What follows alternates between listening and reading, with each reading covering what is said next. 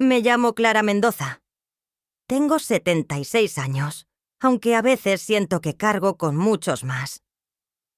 Soy viuda desde hace casi 20 años, y desde entonces aprendí a hablar con las sombras de la casa más que con personas de carne y hueso. Mi vida ha sido silenciosa, pero no por ello vacía. Fui enfermera durante casi 4 décadas.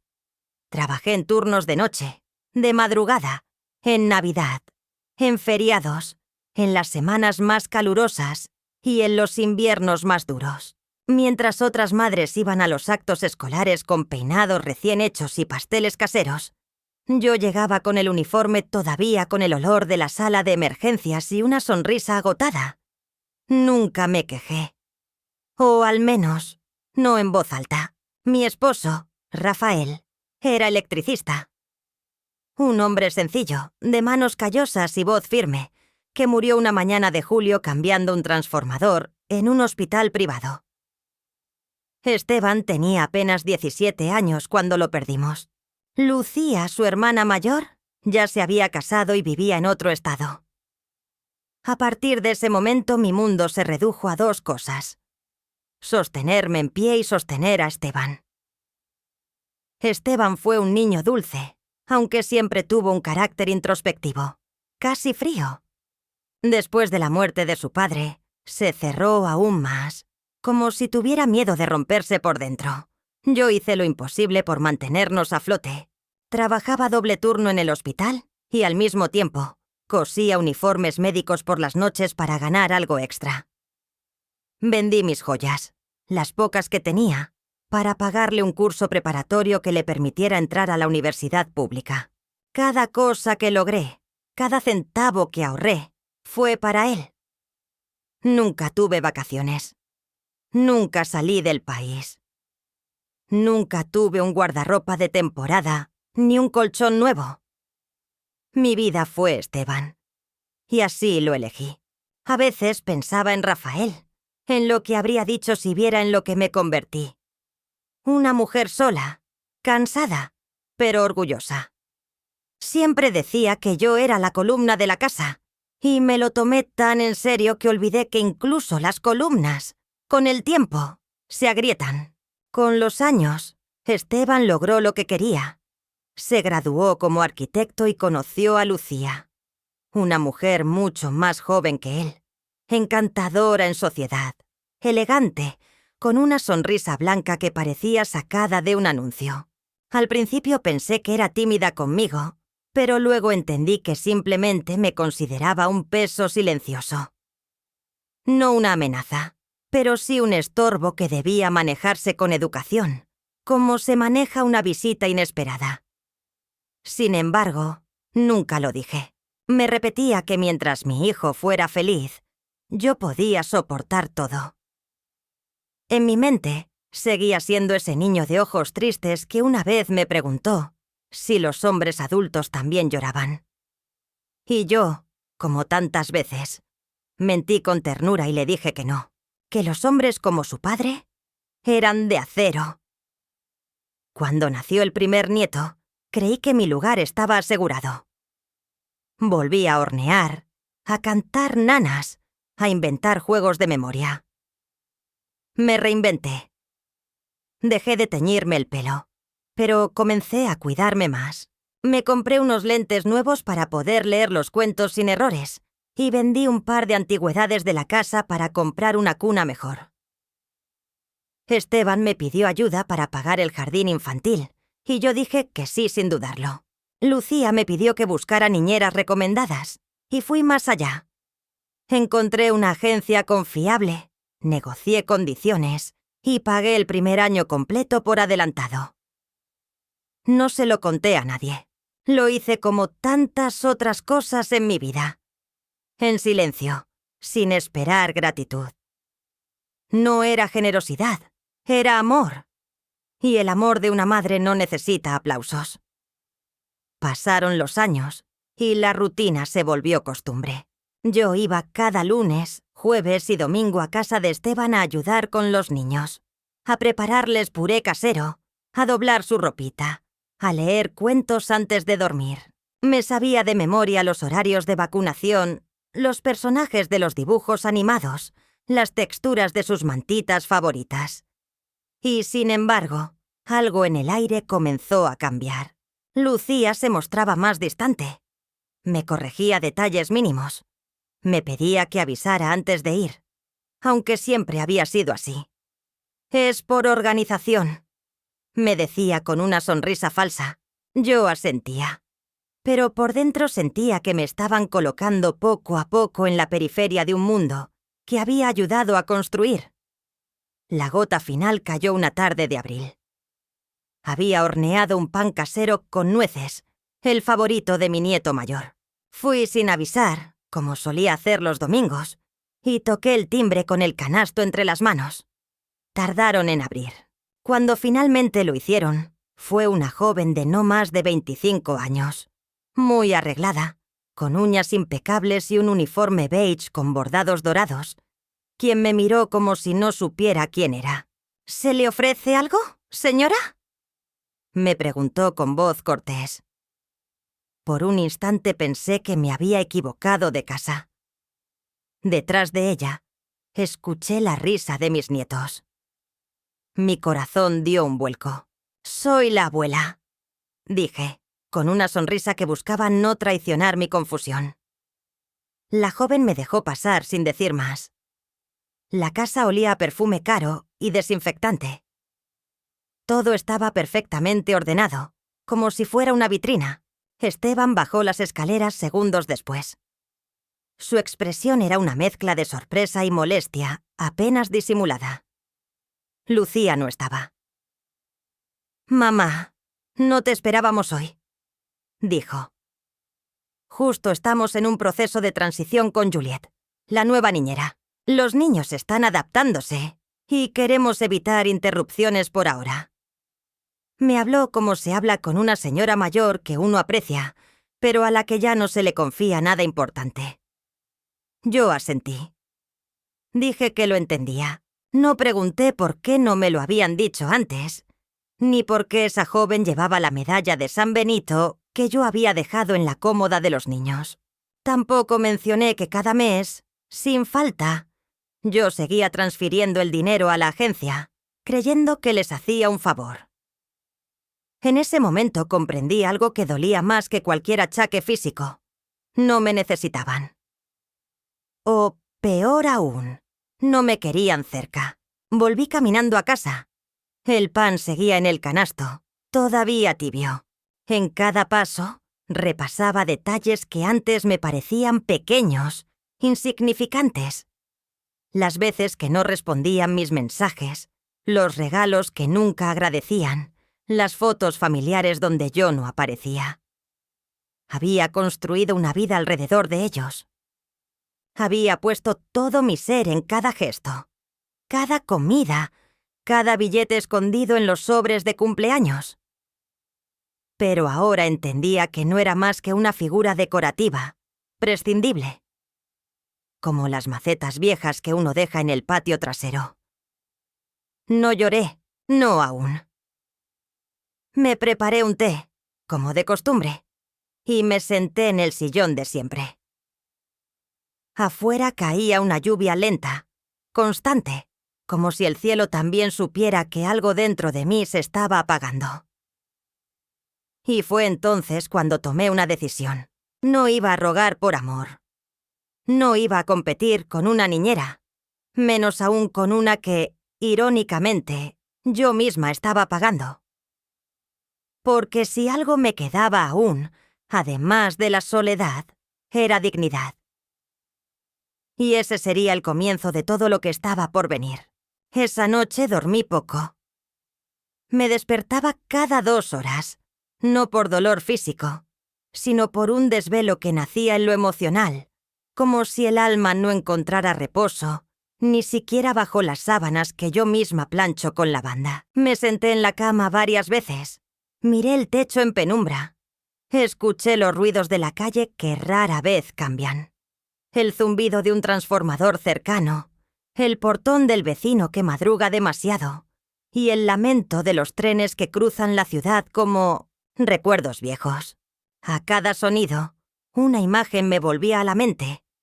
La sonrisa contenida de Esteban, la mirada opaca de la niñera cuando me abrió la puerta, la manera en que mis nietos ni siquiera me buscaron con la mirada. Todo ese domingo se me volvió una sucesión de ausencias, como si la historia de mi familia hubiera seguido sin mí, con nuevos protagonistas, nuevos decorados, nuevas reglas. No me atreví a revisar las fotos de los niños en el marco del mueble. Temía que sus rostros de ayer dolieran más que su indiferencia de hoy. En lugar de eso, abrí la carpeta donde guardo los comprobantes de transferencias. Son muchos. Una rutina que adopté hace años. Por orden, por control, por costumbre. Vi los recibos del jardín infantil, del pediatra privado, del transporte escolar. Pero, sobre todo, vi los últimos 14 pagos mensuales a la Agencia de Cuidados Infantiles, Primera Infancia Segura S.A. Ahí estaban. Montos fijos, puntuales, enviados desde mi cuenta personal. Un esfuerzo silencioso que hice como quien cuida un jardín que nunca visitará, solo por la certeza de que algún día florecerá. La contradicción me calaba los huesos. Mientras ellos me iban desplazando, yo seguía costeando parte de esa comodidad que los alejaba de mí. Y entonces lo comprendí con claridad por primera vez. No era una simple decisión práctica de parte de Esteban y Lucía. No era una reorganización. Era una sustitución. Mi amor, el amor que se entrega en actos concretos, estaba siendo reemplazado por un contrato de empleo. Una joven con pestañas postizas, pulseras doradas y un acento foráneo había ocupado mi lugar. No en la cocina, ni en el sofá, ni en la vida doméstica. Lo había ocupado en el afecto, en la confianza, en la mirada de los niños. Esa semana decidí no llamar. Ni el lunes, ni el miércoles, ni el jueves. Me forcé a guardar silencio como quien se impone una dieta emocional. Si yo no era bienvenida, entonces no me impondría. Esperaba en el fondo que mi ausencia generara algún comentario. Una llamada de Esteban, un mensaje de Lucía, una voz infantil preguntando por la abuela. Pero no llegó nada. El teléfono permaneció mudo, la pantalla sin notificaciones, el aire sin noticias. Solo el banco me escribía, como cada mes, para confirmar la ejecución del débito.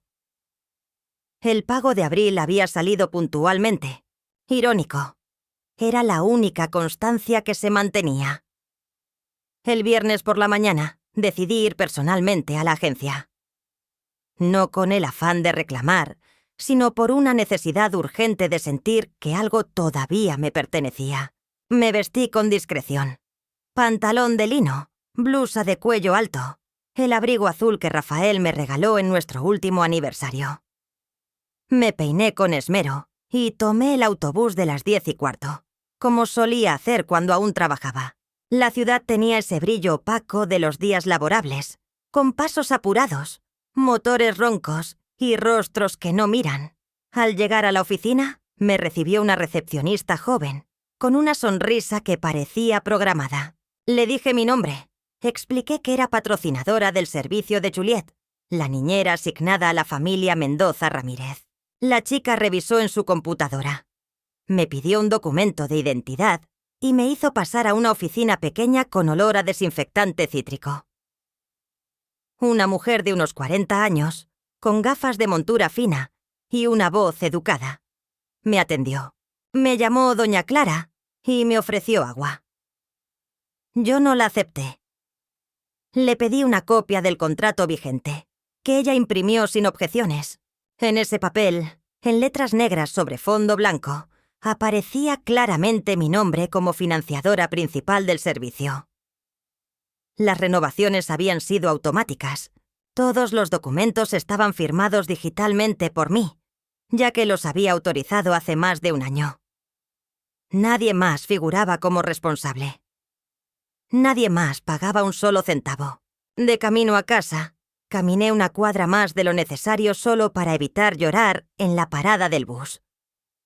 El contrato doblado temblaba dentro de mi bolso, como si tuviera calor propio. Me pregunté cuántas veces Juliet había escuchado a Lucía criticarme. ¿Cuántas veces le habría dicho que yo no debía malcriar a los niños? Me imaginé a Esteban afirmando, con ese tono suave que usaba cuando quería evitar discusiones, que mamá ya está mayor, que necesita descansar. Me lo imaginé pronunciando esas palabras mientras yo preparaba una tanda de empanadas en la cocina de madrugada para que él se las llevara al trabajo. Me detuve en una plaza pequeña, con bancos viejos y plantas mal podadas. Me senté y observé a un grupo de niños jugando. Corrían sin miedo, sin pensar en el tiempo, sin saber que sus risas eran la única música que aún podía hacerme sonreír. Cerré los ojos y recordé a Esteban de niño. Su manía de coleccionar piedritas. Su costumbre de meterme una hoja en el bolsillo sin que yo me diera cuenta cada vez que salíamos al parque. Pensé en su primer dibujo del jardín. Un garabato donde decía «Mamá y yo en el castillo», aunque era claro que solo había una figura con bata blanca y otra con un casco de obrero. Entonces no sabía dibujar, pero sabía amar, y ahora, en cambio, parecía saber construir paredes cada vez más altas entre él y yo. Al llegar a casa, el teléfono seguía sin sonar. No había mensajes, no había llamadas perdidas, solo el silencio. Otra vez. Preparé sopa, no por hambre, sino por rutina. El vapor me empañó los lentes y tuve que limpiarlos varias veces. Me senté a cenar sola, como siempre, y dejé el televisor encendido con un volumen bajo, solo para no escuchar mis propios pensamientos. Esa noche tomé una decisión. No fue impulsiva, ni vengativa. Fue como se decide cerrar una ventana antes de la tormenta. Con calma, con resignación, con sentido práctico. Me dije que en cuanto se cumpliera el mes, cancelaría el contrato de Juliet. No haría drama. No daría explicaciones. Simplemente dejaría de pagar. Ellos no sabrían por qué, ni cuándo, ni cómo. Descubrirían con el tiempo que lo que parecía venir de la nada en realidad tenía nombre, historia y rostro. El mío. No buscaba escándalo. Buscaba justicia. O al menos, una forma de no seguir borrándome con cada transferencia automática. La noche se hizo más larga que de costumbre. Volví a mirar el álbum de fotos, ese que tenía guardado en la parte alta del ropero. Estaba lleno de imágenes que ya nadie miraba. Cumpleaños con piñatas hechas por mí. Primeros pasos capturados por una cámara barata. Esteban con uniforme escolar y cara de sueño. Lucía embarazada y sonriente, apoyada en mi hombro. Yo, siempre en segundo plano. Sosteniendo, cuidando, cediendo. Lo cerré con cuidado. No por dolor, sino por dignidad. No era la nostalgia lo que me dolía, era el olvido. Esa fue la noche en que dejé de ser abuela a tiempo completo, madre de guardia permanente, enfermera emocional de una familia que ya no me necesitaba. Fue el momento exacto en que comprendí que, si bien no podía obligar a nadie a quererme, al menos podía dejar de sostener las mentiras que los mantenían cómodos. No les debía más explicaciones. Porque había amado mucho, sí, pero también había aprendido, aunque tarde, que el amor no es sinónimo de sacrificio perpetuo, ni de presencia desechable.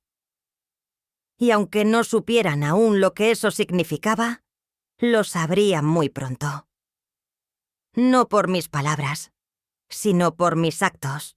Pasaron exactamente 9 días desde mi visita a la agencia. 9 días en los que no toqué el teléfono, no mandé mensajes, no pasé por la casa de Esteban. 9 días de absoluto silencio por parte de ellos también. Nadie llamó. Nadie preguntó. Nadie vino. Fue un abandono medido, administrado como quien descarta algo que ya no le resulta útil, pero aún no se atreve a tirar a la basura. Yo fingía normalidad. Me levantaba a la misma hora, abría las ventanas, regaba las plantas, preparaba mi café con canela y leía el periódico con la misma atención de siempre. Pero dentro de mí, algo se había roto.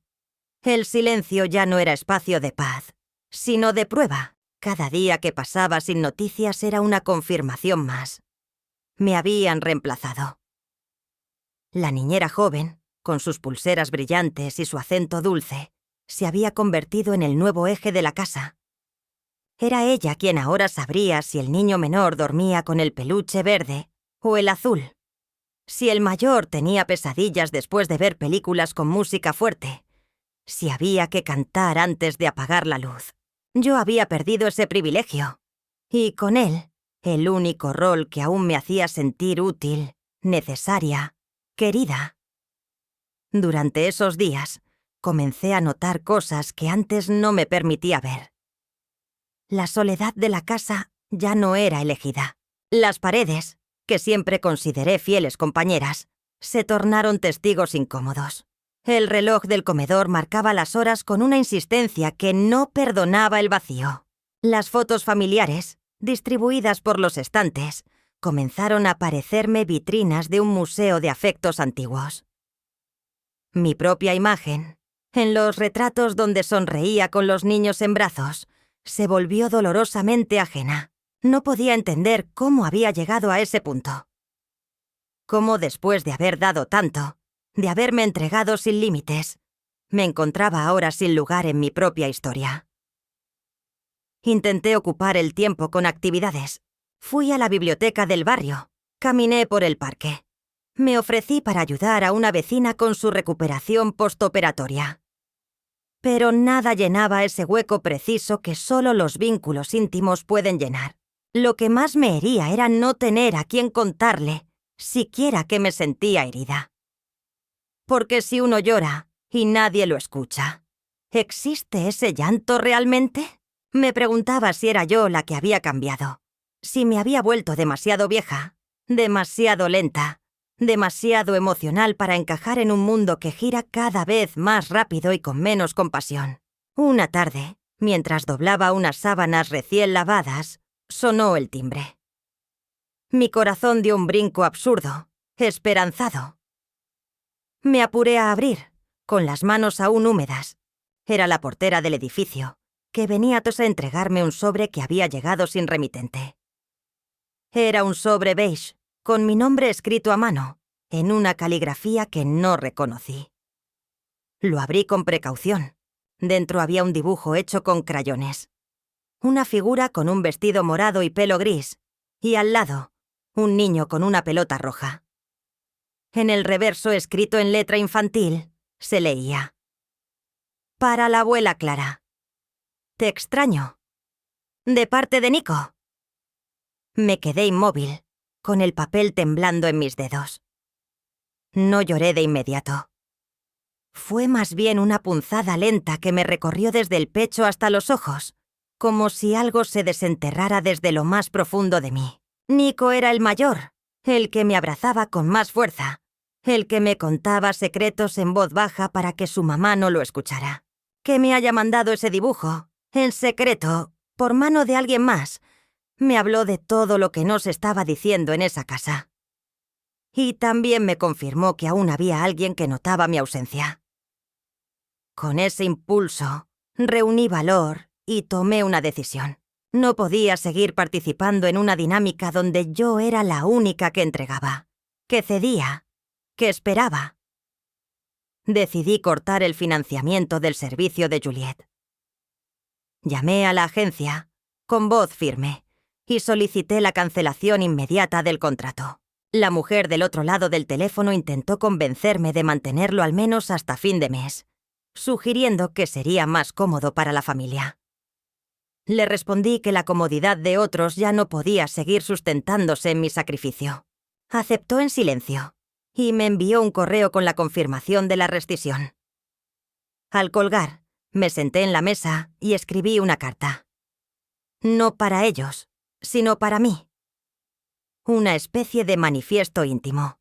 Escribí lo que había dado, lo que había sentido, lo que me dolía.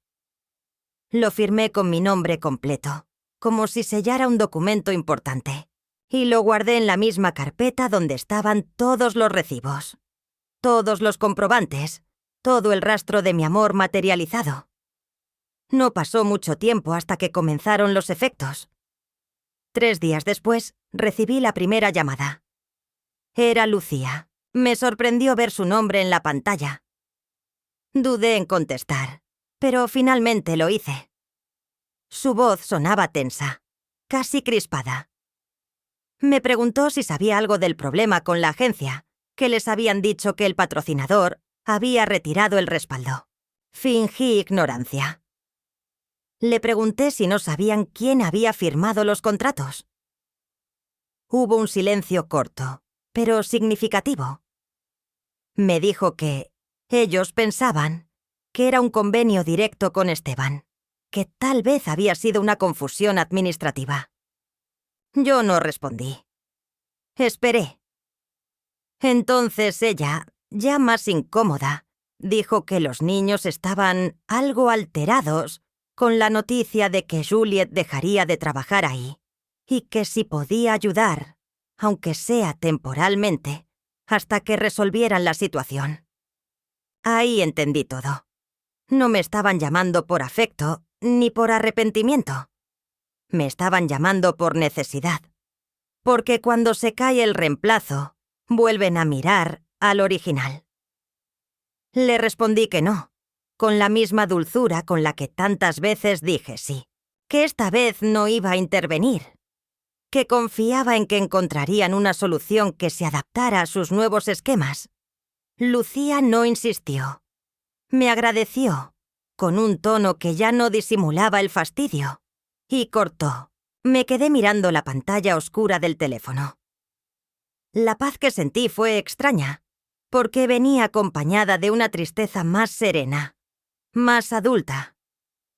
No era una victoria, pero sí un límite trazado con precisión.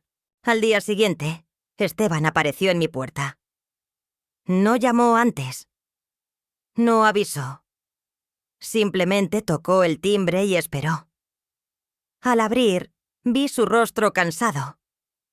Tenía ojeras, el cabello algo desordenado y una expresión que me llevó por un segundo al niño que fue. Me pidió pasar. Le ofrecí café. Aceptó. Se sentó en el mismo lugar donde solía sentarse Rafael a leer el diario. No habló de inmediato. Observó la casa. Miró las fotos. Se detuvo en el dibujo de Nico, que yo había puesto en la nevera con un imán. Finalmente me preguntó por qué había cancelado el contrato. Le respondí sin levantar la voz.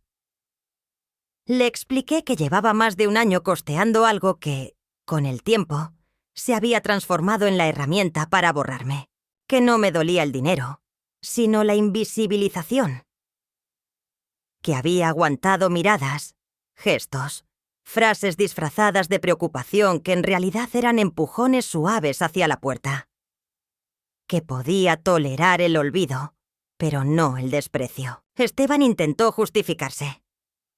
Dijo que no fue su intención, que estaban sobrecargados, que Lucía no sabía lo del contrato, que los niños necesitaban estabilidad. Yo escuché, sin interrumpirlo. Cuando terminó, le pregunté si alguna vez me agradecieron por pagar ese servicio. Me miró en silencio. Entonces le dije que no buscaba disculpas ni explicaciones. Solo respeto, solo un reconocimiento mínimo al lugar que ocupé, y que ellos decidieron desmantelar sin siquiera despedirse.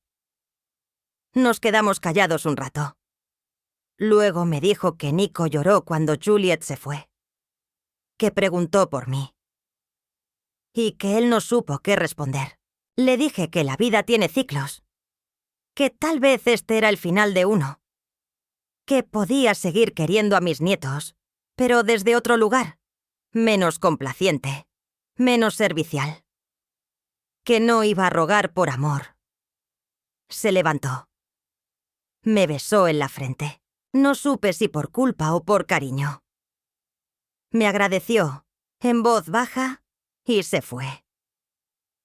Esa noche dormí mejor. No porque todo se hubiera arreglado, sino porque por fin sentía que había dejado de hundirme en una historia donde solo yo hacía esfuerzos por sostenerla. El silencio volvió, pero ya no era vacío. Era espacio. Y por primera vez en mucho tiempo, lo sentí mío. Después de aquella conversación con Esteban, no volví a verlos por varias semanas. El teléfono seguía en silencio, la puerta no se abría con visitas imprevistas, y las voces de mis nietos no volvían a cruzar el umbral de mi hogar. Pero, contra todo pronóstico, no sentí esa ausencia como una pérdida, sino como una liberación lenta. Como cuando uno se saca una prenda demasiado ajustada después de horas de incomodidad.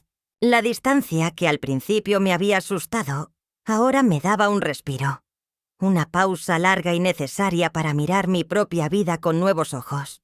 Me di cuenta de que llevaba más de 40 años habitando roles ajenos, cambiando mi forma de ser según lo que otros necesitaran de mí, sin cuestionarme si eso me hacía feliz, o siquiera si era justo. Cada día que pasaba sin contacto me obligaba a pensar menos en ellos y más en mí. Volví a escribir, una costumbre que había abandonado hacía años, cuando la vida se volvió demasiado ruidosa. Rescaté cuadernos antiguos, llenos de recetas, poemas, pensamientos escritos al margen de listas de compras. Empecé a salir más. Caminaba por las calles del barrio con una serenidad que me era desconocida. Saludaba a los vecinos, visitaba la feria de los miércoles, me sentaba en la plaza a observar cómo jugaban los niños que no eran los míos, y sin embargo, me provocaban una ternura universal. La ciudad, que antes parecía girar ajena a mi paso, comenzaba a ofrecerme rincones propios, espacios donde podía existir sin deberle nada a nadie. Una mañana de sábado, mientras tomaba café en la cocina, recibí un mensaje inesperado. Era de una antigua compañera de trabajo, Silvia, una enfermera que había compartido conmigo los turnos más duros del hospital. Me contaba que habían organizado una reunión de jubiladas en el centro vecinal y que sería hermoso volver a vernos. Dudé por un instante. Parte de mí aún se sentía fuera de lugar, como si la vida activa ya no me correspondiera. Pero luego pensé, ¿por qué no? Me puse un vestido azul marino, me peiné con esmero, me puse los pendientes de perlas, los únicos que conservo desde el día de mi boda. Y salí. Al llegar al salón comunitario, vi rostros que no veía desde hacía décadas. Algunas estaban más encorvadas, otras con el pelo completamente blanco, pero todas reían con una complicidad que el tiempo no había oxidado. Me senté entre ellas como quien vuelve a una lengua olvidada, y en cuestión de minutos volví a ser la Clara que siempre decía la verdad, la que organizaba rifas, la que calmaba a los pacientes difíciles con una mirada y una historia. Aquella tarde me sentí viva de una forma distinta, no por lo que había dado, sino por lo que aún podía ofrecer. Hablamos de nietos, de pensiones, de recetas. Nos reímos de los médicos arrogantes y de las veces que dormimos en sillas de plástico para no abandonar a un paciente moribundo. No mencioné a Esteban, ni a Lucía, ni a la niñera. Era como si, por un momento, su ausencia no tuviera peso. Esa noche, al volver a casa, me encontré con una sensación nueva, ganas de construir algo mío. No algo material, no algo para otros, algo para mí. Decidí entonces volver a invertir en lo que siempre me había dado sentido. El cuidado, pero esta vez dirigido a quienes realmente lo necesitaran. contacté con una organización local que daba apoyo a mujeres mayores en situación de abandono. Les ofrecí colaborar, no con dinero, sino con tiempo y saber. Me aceptaron con los brazos abiertos. En pocas semanas, me vi acompañando a señoras de 80 años a consultas médicas, enseñando a otras a preparar conservas caseras y leyendo cartas en voz alta para quienes ya no veían bien. Cada encuentro era un espejo de mi propia historia, pero sin el dolor. Había algo profundamente reparador en esa entrega sin obligación, sin jerarquía, sin deuda emocional. Una tarde, en ese mismo centro, conocí a Teresa. Tenía 79 años, una voz ronca de tanto callar y unos ojos pequeños pero vivaces. Había sido profesora de historia en un colegio del sur y vivía sola desde que sus hijas se mudaron al extranjero. Se hizo evidente, desde el primer encuentro, que compartíamos más que la edad. Compartíamos la sensación de haber sido borradas del mapa afectivo de quienes criamos. Nos hicimos amigas con rapidez. Teresa tenía un sentido del humor seco y una sabiduría cruda. Me dijo una vez, mientras pelábamos manzanas para una compota: «Mira, Clara, una se pasa la vida criando para que el día menos pensado te digan que estás desactualizada. Pero lo que ellos llaman anticuado es, en realidad, la memoria de todo lo que los hizo sobrevivir». Esa frase me quedó grabada. Era una forma elegante de decir lo que yo venía sintiendo desde hacía meses: que la experiencia, el amor, el sacrificio, se habían vuelto conceptos obsoletos en un mundo que solo valoraba lo inmediato, lo joven, lo presentable. Con Teresa comenzamos a salir juntas. Íbamos al cine a ver películas viejas, cocinábamos para el centro comunitario, compartíamos anécdotas sobre nuestros hijos, alternando entre la nostalgia y la rabia. Un día, al volver de una de esas salidas, me encontré con un sobre bajo mi puerta. Era una invitación para el cumpleaños de Nico. Había dibujos, purpurina y una letra que, aunque torpe, llevaba mi nombre con claridad: Abuela Clara. No venía acompañada de una nota de Esteban ni de Lucía. Era una carta hecha por el niño, o tal vez por su maestra, pero no por sus padres. Dudé en asistir. No sabía si sería bienvenida, o si sería otra forma de sentarme en una mesa al fondo, donde pudiera ver sin participar. Pero Teresa me animó. Me dijo: «A veces no se trata de cómo te reciben, sino de cómo vos decidís entrar». Así que fui. Llevé un regalo envuelto con papel reciclado, una caja con lápices de colores, marcadores y un cuaderno de tapa dura, donde había escrito en la primera página: «Para tus dibujos, para tus historias, para que recuerdes siempre que la imaginación es tuya y nadie puede quitártela». Llegué puntual. Había globos, música, olor a comida rápida y una decoración de superhéroes. En el patio los niños corrían entre sillas plásticas y serpentinas. Lucía me vio primero. Me acercó una sonrisa vacía y me dijo: «Qué bueno que viniste. Nico se va a alegrar». Esteban, que estaba colocando bebidas en una mesa, levantó la vista y asintió con la cabeza, sin palabras. No me invitaron a pasar. No me ofrecieron una silla. Me quedé en la entrada, buscando con la mirada al niño que había dibujado para mí. Cuando me vio, soltó lo que tenía en las manos y corrió hacia mí. Me abrazó con fuerza, esa fuerza que solo los niños pueden dar sin miedo. «Pensé que no vendrías», me dijo. «Tu mamá no me lo pidió», respondí con suavidad. «Me lo pediste vos». Me llevó de la mano al fondo del patio, donde había una mesa baja con papel para pintar. Allí nos sentamos, y durante media hora fuimos simplemente abuela y nieto, sin interferencias. Lucía nos observaba desde lejos. Esteban también. Ninguno se acercó. Pero yo no lo necesitaba, porque en ese momento entendí algo crucial. Mi lugar no lo definían ellos. Mi lugar existía donde yo era mirada con amor, sin exigencias. No tenía que estar en la foto familiar para ser familia. Bastaba con estar en la memoria afectiva de un niño, en sus dibujos, en sus cartas, en su risa cuando me ve. Al despedirme, Nico me dio un beso en la mejilla y me susurró: «Ojalá vengas más veces. Me gusta cuando estás». Me fui con el corazón lleno, no por lo que había recuperado, sino por lo que había decidido no perder. Esa noche, mientras me quitaba los pendientes y dejaba el cuaderno de dibujos sobre la mesa, me miré al espejo con otros ojos. Vi a una mujer que había pasado años aguantando lo que no debía, entregando lo que nadie pedía, esperando de quienes ya no sabían cómo recibir. Pero también vi a una mujer que había encontrado su voz, su tiempo, su valor. No era la abuela decorativa que se sentaba a un lado. Era la abuela que enseñaba a pintar fuera de las líneas, la que le mostraba a un niño que las historias también se escriben con silencio, con gestos, con ternura. No sabía qué vendría después.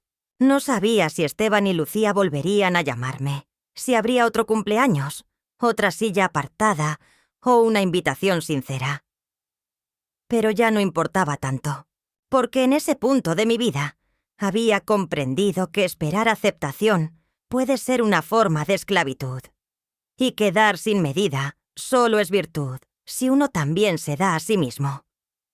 Y yo, por fin, había empezado a hacerlo. No pasó mucho tiempo desde aquella fiesta de cumpleaños hasta que las cosas comenzaron a moverse de nuevo. Y esta vez, no con el ritmo pausado y casi poético de los silencios, sino con una urgencia nerviosa que vibraba en el ambiente, como cuando uno siente, sin saber por qué, que el clima va a romperse en tormenta. La primera señal llegó un lunes por la mañana, temprano, cuando estaba aún con la bata puesta, en la cocina, escuchando el hervir del agua para el té. El teléfono sonó con insistencia inusual, y al ver la pantalla, supe que no era una llamada de cortesía. «Esteban», contesté con una calma que no sentía, y su voz me sorprendió por lo tensa, casi autoritaria, como cuando uno intenta ejercer control desde la inseguridad más absoluta. Me preguntó si podía pasar a verme ese mismo día, que necesitábamos hablar. No dijo más. No preguntó cómo estaba. No ofreció ninguna explicación. Colgó apenas confirmamos la hora. Me quedé mirando el teléfono un largo rato. Había en su tono algo que no escuchaba desde que era adolescente, y me ocultaba boletines escolares. Ese dejo de pánico envuelto en superioridad falsa. Ese temblor disfrazado de firmeza. Supe, con esa certeza que solo da la maternidad y los años, que las consecuencias estaban en camino. Esteban llegó puntual, más arreglado de lo habitual, como si necesitara protegerse detrás de una apariencia de hombre de negocios que toma decisiones difíciles. Entró sin saludarme con beso, con pasos apurados, casi militares. Se sentó frente a mí en la mesa de la cocina, sin aceptar el té que le ofrecí, y puso una carpeta encima del mantel de hule. Esa carpeta azul que yo conocía bien, porque la había usado yo durante años para guardar sus papeles de la universidad, sus certificados, sus primeros presupuestos como arquitecto. Ahora la traía como un expediente judicial. Abrió la tapa con dramatismo innecesario y me mostró varios documentos, uno tras otro. Extractos bancarios, informes de gastos, un nuevo contrato de niñera. Habló mucho, con frases largas y vacías, que Lucía estaba muy afectada por la salida de Juliette, que los niños habían tenido una regresión emocional, que el ritmo del hogar se había desestabilizado, que habían tenido que buscar una nueva cuidadora con menos experiencia y mayor costo, que incluso la rutina laboral de ambos se había resentido. Yo lo escuchaba con paciencia, con una atención casi médica, como si monitoreara los síntomas de una enfermedad que ya conocía. Finalmente llegó al punto. Me pidió, sin decirlo directamente, que retomara el financiamiento del servicio, al menos por 6 meses, hasta que se reorganizaran. Lo dijo así, con ese plural impersonal que usa la gente cuando no quiere hacerse cargo de las decisiones propias. No respondí de inmediato. Lo miré a los ojos, buscando a ese niño que me decía la verdad en voz baja cuando mentía en voz alta. No lo encontré. Lo que vi fue a un hombre agotado por su propia incapacidad de sostener una casa que había sido construida sobre columnas que no reconocía. Le pregunté si sabía cuánto había pagado yo en total por Juliet. Bajó la vista. Saqué de mi carpeta, mi propia carpeta, roja y antigua, que guardo en el aparador desde siempre, el resumen detallado de los pagos, con fechas, montos, referencias. Lo deslicé sobre la mesa. Él no lo tomó. Lo miró de reojo, como se mira una radiografía que confirma lo que uno no quiere admitir. Entonces hablé. Le conté que había financiado a Juliet sin decir nada durante más de un año, que había elegido ese silencio como se elige una forma de amor, sin ruido, sin condiciones. Le dije que cuando me reemplazaron por ella, no me dolió por celos ni por orgullo, sino por la forma brutal en que mi ausencia fue celebrada como una mejora en el ambiente doméstico. Le dije que entendía que los hijos crecen, que forman sus propias familias, que tienen derecho a tomar decisiones, pero que ese derecho no anula la necesidad de respeto, de reconocimiento, de humanidad. Esteban quiso hablar, pero lo detuve con un gesto. Le dije que no necesitaba su arrepentimiento, ni su racionalización, que yo no iba a pagar más, que no era una cuestión económica, sino moral, que había dejado de ser una billetera emocional, una presencia prescindible y útil, que podía seguir queriendo a mis nietos, pero que eso no incluía seguir sosteniendo el estilo de vida de una nuera que nunca me quiso como parte de su escenario ideal. Le dije que si alguna vez quiso demostrarme gratitud, este era el momento, no pidiéndome más, sino aceptando que ya había dado suficiente. Me miró con una mezcla de sorpresa y dolor, como quien no reconoce a alguien que creía tener bajo control. No dijo más. Cerró la carpeta, se levantó y se fue sin mirarme a los ojos.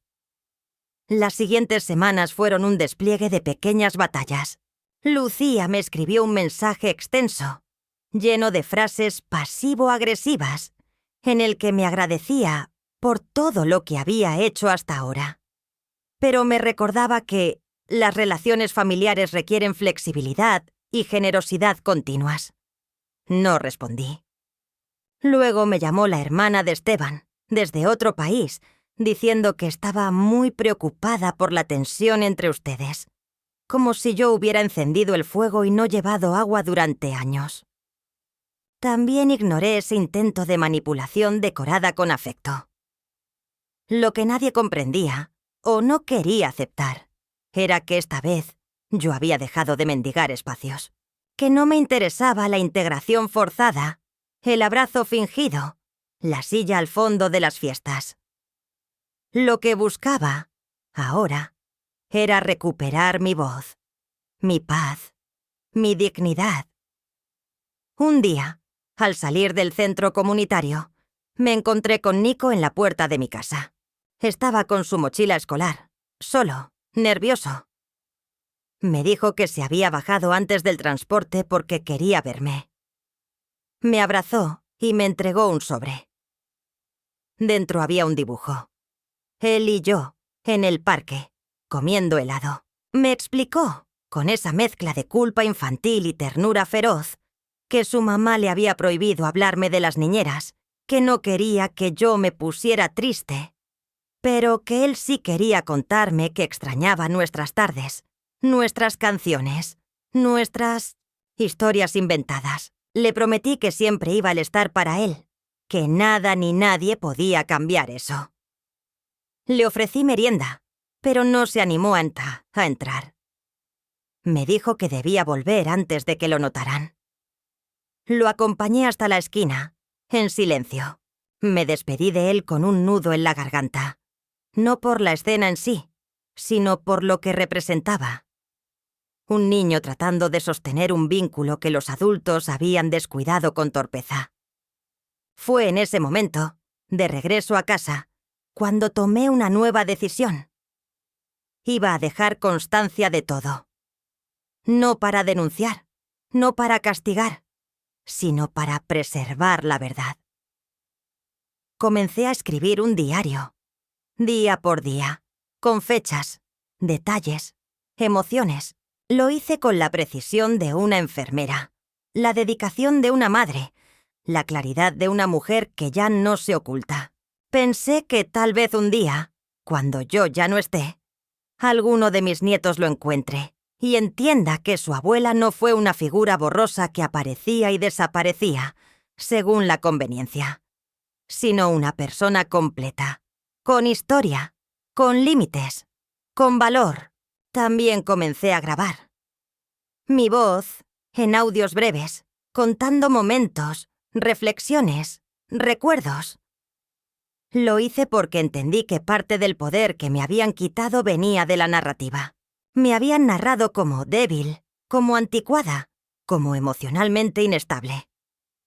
Ahora yo quería contarme de nuevo, con mis palabras, con mi ritmo, con mi verdad, y así, entre escritos, audios, caminatas y talleres de cocina en el centro comunitario, fui construyendo una versión de mí misma más fuerte, más libre.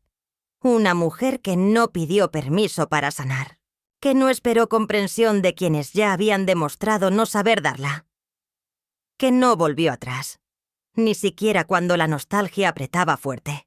Porque si hay algo que aprendí en este proceso, es que el amor no se demuestra repitiendo errores, sino rompiendo ciclos. Y yo, por fin, lo estaba haciendo. Todo se mantuvo en ese equilibrio tenso durante semanas, como si la vida entera estuviera aguantando el aliento antes de soltar una verdad inevitable. Y, como suele suceder con las verdades silenciadas demasiado tiempo, llegó no en forma de palabra, sino de evento. Una reunión familiar, de esas que se convocan con una excusa vaga y un pretexto que apenas disfraza las verdaderas intenciones. Esteban me llamó un jueves, con voz neutra, para invitarme a una cena el sábado siguiente. Dijo que era una especie de reconciliación, una oportunidad para limar asperezas, que los niños querían verme, que Lucía también estaría. No me dio más detalles, pero pude leer entre líneas. No era una invitación, era una escena montada, cuidadosamente planificada, en la que yo debía ocupar un rol que no elegí. Dudé en aceptar. Teresa me dijo que no fuera, que me respetara. Pero algo dentro de mí, una mezcla de dignidad y valentía, me dijo que sí debía ir, no para ellos, sino por mí, para cerrar el ciclo donde todo empezó. No en la ausencia, sino en la presencia forzada y no reconocida. Llegué puntual. Llevaba un vestido sobrio, el mismo que usé en el último acto escolar de Nico, antes de todo esto. Me había peinado con cuidado. No por vanidad, sino como un escudo contra la lástima. Al llegar, Lucía me abrió la puerta. Me recibió con una sonrisa medida. El tipo de sonrisa que no toca los ojos. Esteban apareció detrás de ella, más nervioso que de costumbre. Me ofrecieron asiento en el salón, donde todo parecía decorado para un encuentro diplomático más que para una cena familiar. La mesa estaba dispuesta con precisión. Cubiertos brillantes, servilletas dobladas como en un restaurante de lujo, velas encendidas aunque aún era de día. Los niños bajaron poco después, vestidos con ropa formal, con un aire contenido que no era propio de su edad. Me abrazaron con fuerza, sin palabras. Sus gestos decían lo que sus padres no podían. Durante la cena, la conversación fue forzada. Hablaban del clima, de las notas del colegio. de un viaje que estaban planeando para fin de año. Yo respondía con monosílabos amables, como una invitada educada pero distante. Sabía que el verdadero propósito de la noche estaba por llegar. Y llegó justo cuando sirvieron el postre. Lucía tomó la palabra con su tono habitual de falsa cordialidad y dijo que, después de pensarlo mucho, habían decidido contratar una nueva niñera a tiempo parcial, pero que el gasto había sido considerable y que estaban evaluando opciones de apoyo financiero familiar. Usó esas palabras exactas, como si la familia fuera una entidad empresarial y yo una accionista antigua a la que aún se le puede pedir una inversión sin derechos. Me miró directamente a los ojos mientras hablaba, como si me desafiara a negarme delante de los niños, delante de la porcelana fina, delante de esa paz fabricada. Esteban no dijo nada. Bajó la vista. Comprendí, en ese instante, que él ya no era protagonista de su propia vida, que había cedido el timón y ahora solo se aferraba a no naufragar. Tomé la servilleta con calma. La doblé cuidadosamente. Miré a Lucía primero. Le pregunté, con voz suave pero firme, si ella recordaba quién había pagado la primera niñera, quién había resuelto las facturas impagas del jardín, quién había comprado los uniformes escolares cuando la empresa de Esteban pasó por una crisis. Se hizo un silencio. Ella intentó decir que eran tiempos diferentes, que ahora las circunstancias eran otras. Le dije que sí, que efectivamente eran diferentes, porque entonces yo actuaba por amor y ahora me pedían desde la conveniencia, que no me negaba a ayudar por egoísmo, sino porque ya no quería seguir siendo parte de una estructura que solo me recordaba cuando faltaba algo. Me dirigí entonces a Esteban. Le dije que durante años había aceptado no ser prioridad, que había tolerado desplantes, olvido, ninguneo, todo en nombre del amor incondicional que se espera de las madres. Pero que el amor incondicional no es amor sin dignidad, que uno no deja de amar cuando se respeta, sino que ama mejor, sin rencor, sin resentimiento. Le dije que no iba a pagar otra niñera, que si ellos decidían contratar a alguien, lo celebraba, pero que no contaran más conmigo como respaldo silencioso, que si yo había sido un sostén, ahora me convertía en una columna retirada, y que debían aprender a construir sin depender de lo invisible. Lucía se quedó muda. Su postura altiva comenzó a desmoronarse. Los niños observaban en silencio, confundidos, pero atentos. Esteban finalmente levantó la cabeza. Me miró largo rato, y en sus ojos, por primera vez en mucho tiempo, vi a ese hijo que una vez me pidió que le leyera otro cuento antes de dormir.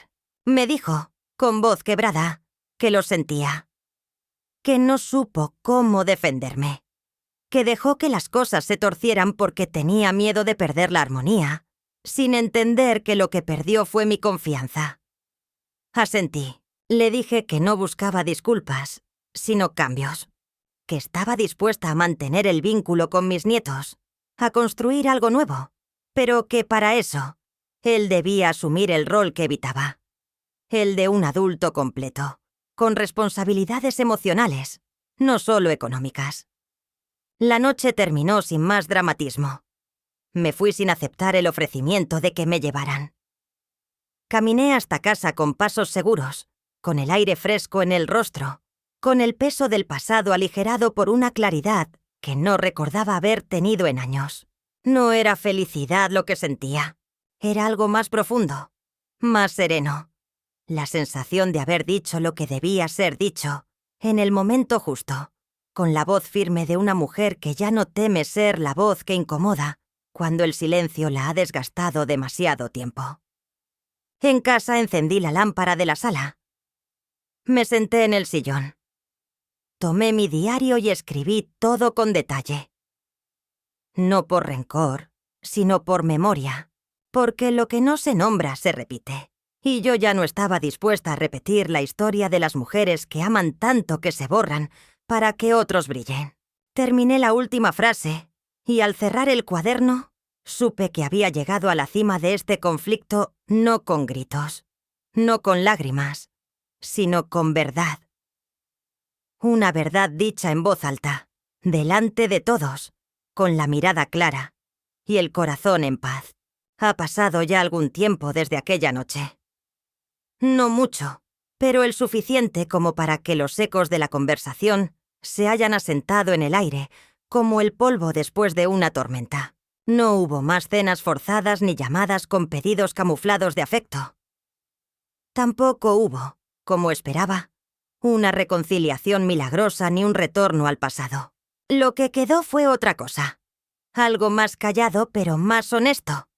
Una nueva forma de vínculo donde los silencios no pesan tanto, donde las palabras no duelen como antes, y donde, por primera vez en muchos años, no siento que debo explicar quién soy ni justificar lo que di. Esteban viene de vez en cuando. Llega sin avisar, con paso más lento, a veces solo, a veces con los niños. Ya no habla de dinero, ni de horarios, ni de niñeras. A veces simplemente se sienta conmigo, en la cocina, y se queda en silencio, tomando un té que no pide. Hablamos del clima, de las plantas, de un libro que encontró. Y aunque esas charlas no curan todo lo dicho ni lo no dicho, sí siembran algo parecido a la ternura. A veces lo veo mirar mis manos mientras pelo una naranja o mientras acomodo los platos. Sé que en esos gestos encuentra recuerdos de su infancia, fragmentos de una madre que por mucho tiempo creyó haber superado. Me gustaría decirle que aún está a tiempo de conocerme de nuevo, pero no lo hago. Dejo que el tiempo le hable a su modo. Lucía no ha vuelto a llamarme. Agradezco el silencio. No porque no desee paz, sino porque entendí que no todas las relaciones tienen que ser rescatadas. Algunas simplemente se reconocen como fallidas y se sueltan. Y eso también es amor propio. A los niños los veo con más frecuencia. Vienen a pasar algunas tardes conmigo, sin reglas, sin mediadores. Dibujamos, cocinamos, inventamos canciones absurdas. Les cuento historias de cuando su padre era pequeño. Les muestro las fotos que guardo en una caja de metal con candado oxidado.